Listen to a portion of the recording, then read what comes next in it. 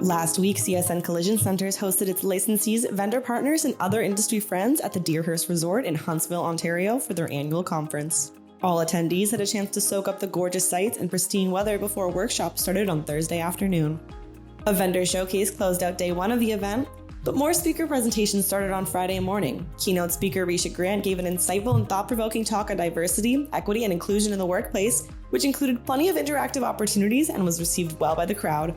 Patrick Anderson, a multi-medal Paralympic wheelchair basketball legend from Team Canada, was next to the stage, and he received whooping applause from the crowd for his inspiring story and pretty impressive tricks in his basketball chair. Juno-nominated musician Peter Katz closed out Friday with a private concert and some stories of his life as a professional singer-songwriter. The awards gala saw attendees dress their very best for a night of celebration. Check out the award winners.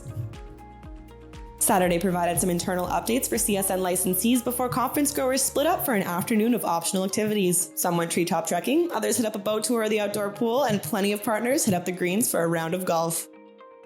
CSN then treated us to a lakeside dinner with gorgeous views and delicious food. Shout out to the mushroom ravioli, a crowd favorite.